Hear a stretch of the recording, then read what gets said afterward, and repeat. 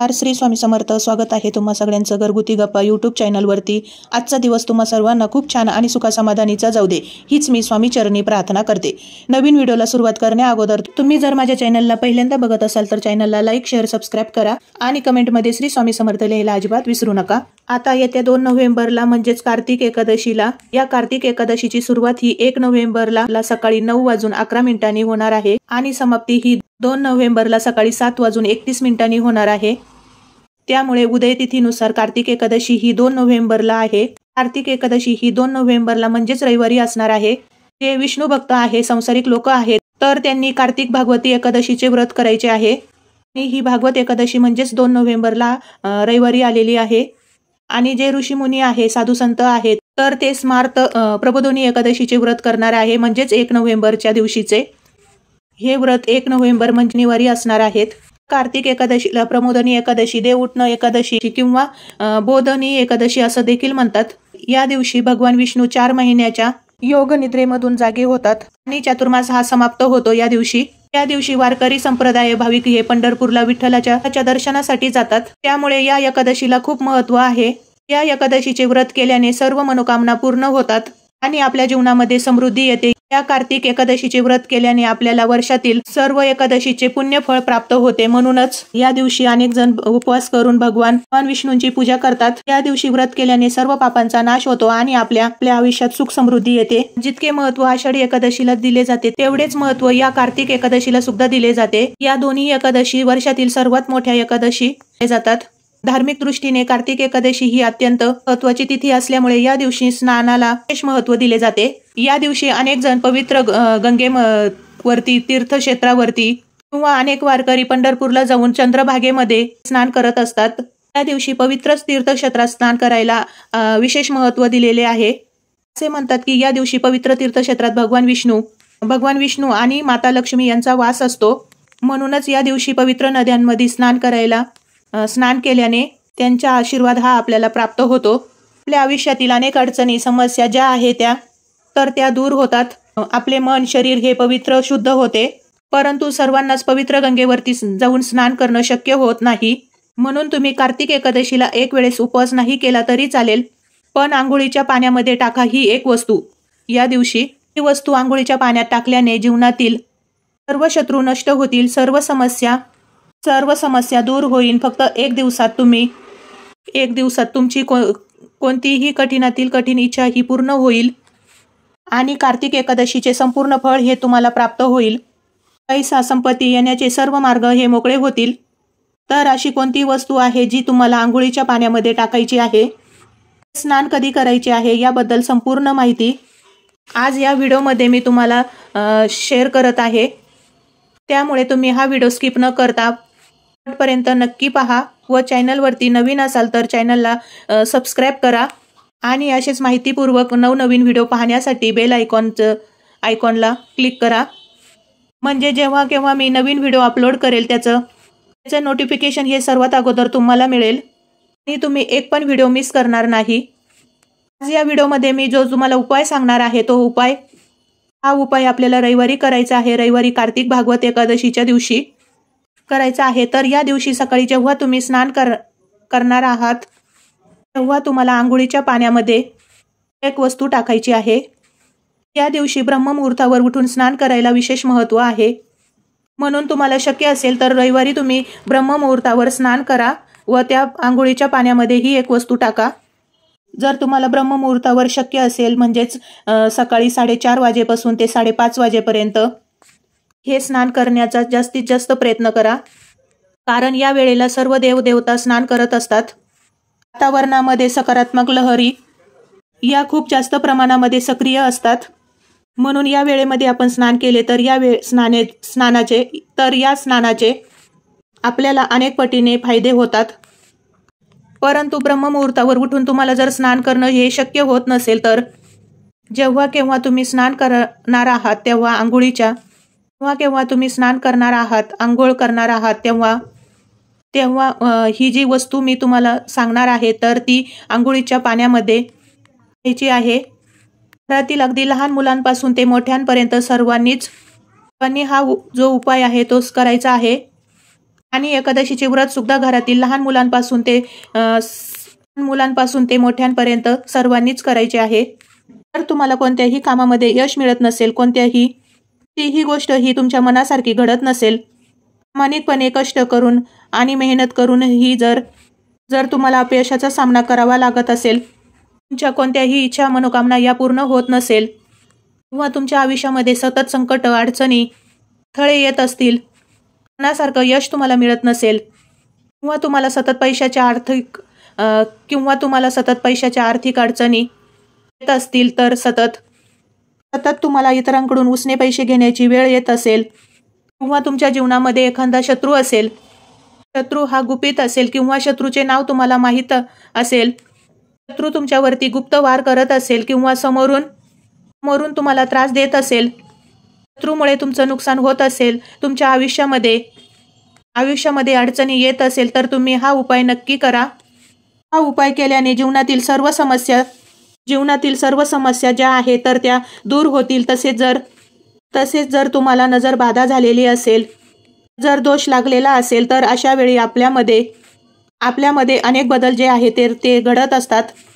की आपला स्वभाव हा चिडचिडा होतो, पण जे कोणते काम हाती घेतो त्यामध्ये आपल्याला यश मिळत नाही.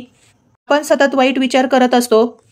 अशा वेळी जेव्हा विशेष तिथी असते, जसं की अमावस्या, पौर्णिमा, एकादशी, या तिथींवरती जर आपण स्नान केले तर आपल्यामध्ये जी काही नकारात्मक ऊर्जा आहे, जी काही नजरबाधा आपल्याला झालेली आहे, ती निघून जाते या स्नानामुळे. म्हणून हे विशेष उपाय आपल्याला या स्नानाचे या दिवशी करायचे आहे. आणि कार्तिक एकादशी ही वर्षातील सर्वात मोठी एकादशी असल्याने ते महत्त्व उपवासाला दिले जाते, जितके महत्त्व स्नानाला दिले जाते तितकेच महत्त्व स्नानाला सुद्धा दिले जाते. म्हणून जर तुम्हाला शक्य असेल तर तुम्ही पवित्र गंगेवरती जाऊन स्नान करायचा. तुम्ही पवित्र गंगेवरती जाऊनच स्नान करण्याचा प्रयत्न करा. तर ते शक्य नसेल तर तुम्ही मग हा उपाय घरच्या घरी करायचा आहे. स्नान करण्यासाठी म्हणजेच तुम्हाला कार्तिक एकादशीला म्हणजेच रविवारी सकाळी लवकर उठायचं आहे आणि उठल्यानंतर दोन्ही हात जोडून तुम्हाला भगवंताचे आभार मानायचे आहेत की त्यांनी आपल्याला हा पवित्र आणि शुभ दिवस दाखवलेला आहे. त्यानंतर आपल्याला आंघोळीचे पाणी काढायचे आहे व आंघोळीचं पाणी हे जास्त कडक घ्यायचं नाही, हे कोमट असावं. आणि या पाण्यामध्ये तुम्हाला सगळ्यात महत्त्वाची आणि पहिली वस्तू टाकायची आहे ते म्हणजे तुळशीपत्र. एकादशीचे व्रत हे तुळशीशिवाय पूर्ण होत नाही. आपल्या हिंदू धर्मामध्ये तुळशीला अत्यंत पवित्र मानले जाते. भगवान विष्णूंना अतिशय प्रिय आहे. म्हणून या दिवशी जर आपण तुळशीपत्र आंघोळीच्या पाण्यामध्ये टाकले तर आपलं शरीर हे पूर्ण पवित्र होत असतं. आपल्यामध्ये जी काही नकारात्मकता ऊर्जा असते, आपल्याला जे काही दोष आपल्याला लागलेले असतात तर ते संपूर्णपणे नष्ट होतात. म्हणूनच आपल्याला 2 तुळशीपत्र हे आंघोळीच्या पाण्यामध्ये स्नान करायच्या वेळेस टाकायचे आहे. त्याचबरोबर आपल्याला 1 चिमूटभर हळद टाकायची आहे. हळद ही खूप शुभ मानली जाते आणि जेव्हा हळद आपण आंघोळीच्या पाण्यामध्ये टाकतो तेव्हा देवी लक्ष्मीचा आशीर्वाद हा आपल्याला लाभतो. देवी लक्ष्मीचा आशीर्वाद हा आपल्याला प्राप्त होतो. म्हणून चिमूटभर हळद टाकायची आहे आणि त्यासोबतच तुम्हाला 1 चमचाभर गंगाजल पाण्यामध्ये टाकायचे आहे आंघोळीच्या. जर तुमच्याकडे पवित्र नदीचे गंगेचे पाणी असेल तर ते तुम्ही टाकू शकतात आंघोळीच्या पाण्यामध्ये. जर तुमच्याकडे गंगाजल नसेल, पवित्र नदीचे पाणी नसेल, तर जिथे कुठे पूजेचे साहित्य मिळते तिथे तुम्ही विकत आणू शकतात पाणी. ती गंगाजलची बॉटल मिळते तर ती आपल्याला आणायची आहे या दिवशी. त्यातील 1 चमचाभर गंगाजलचे पाणी हे आपल्या आंघोळीच्या पाण्यामध्ये टाकायचे आहे. आपल्याला जर तीर्थक्षेत्रामध्ये जाऊन आंघोळ करणं शक्य होत नसेल तर आपण घरच्या घरी हा उपाय नक्की करा. गंगाजल टाकल्यानंतर या पाण्यामध्ये टाकायचे आहे आणि यानंतर तुम्हाला या पाण्याने स्नान करायचे आहेत. आणि स्नान करत असताना ओम नमो भगवते वासुदेवाय, ओम नमो भगवते वासुदेवाय नमः, ओम नमो भगवते वासुदेवाय नमः मंत्र म्हणत तुम्हाला स्नान करायचे आहे. तर या दिवशी स्नान करताना आपल्याला चुकूनही साबण जो आहे तर तो वापरायचा नाहीये. फक्त या 3 वस्तू आपल्याला अंघोळीच्या पाण्यामध्ये टाकून हे जे स्नान आहे ते आपल्याला करायचे आहे. स्वच्छ स्नान करून झाल्यानंतर आपल्याला आपल्या घरामधल्या देवांची विधिवत पूजा करून घ्यायची आहे. आणि या दिवशी आपल्याला व्रताचे संकल्प सुद्धा करायचा आहे. आपल्या देवघरामधील सर्व देवदेवतांचा अभिषेक करायचा आहे. याबद्दल मी पूर्ण व्हिडिओ अपलोड केलेला आहे चॅनलला. तो तुम्ही बघितला नसेल तर तो बघा नक्की. व सर्व देवतांना भगवान विष्णूंना तुळशीपत्र, पिवळे फुलं, पिवळ्या कलरचे नैवेद्य अर्पण करायचे आहे. मूर्तीवरती छान अभिषेक करायचा आहे. धूप दीप अगरबत्ती ओवाळायची आहे. धूप दीप अगरबत्ती लावून तुम्हाला वातावरण हे प्रसन्न करायचे आहे. आणि यानंतर तुम्हाला एक छोटासा उपाय करायचा आहे. एक मातीची पंती घ्यायची आहे. त्यामध्ये शुद्ध गाईचे तूप घालायचे आहे. त्यात दुहेरी कापसाची वात लावायची आहेत. त्या वातीला हळदी कुंकू लावून थोडीशी लाल पिवळी करायची आहेत आणि त्यानंतर दिव्यामध्ये लावायची आहे. हा दिवा तुम्हाला प्रज्वलित करून तुळशीपाशी घेऊन जायचा आहे. तुळशीपाशी हा दिवा लावायचा आहे. तुळशीला हळदी कुंकू लावायचे आहे आणि आपल्या उजव्या हाताचा स्पर्श हा तुळशीच्या वृंदावनाला करायचा आहे. आपल्या उजव्या हाताचा स्पर्श हा तुळशी वृंदावनाला किंवा तुळशी कुंडीला आपल्याकडे जे आहे त्याच्याला आपल्याला स्पर्श करायचा आहे. चुकूनही आपल्याला तुळशीला स्पर्श नाही करायचा आहे. आणि आपल्याला तुळशी वृंदावनाला किंवा आपल्याकडे कुंडी असेल तर त्याला स्पर्श करून 108 वेळा ओम नमो भगवते वासुदेवाय हा मंत्र जप करायचा आहे.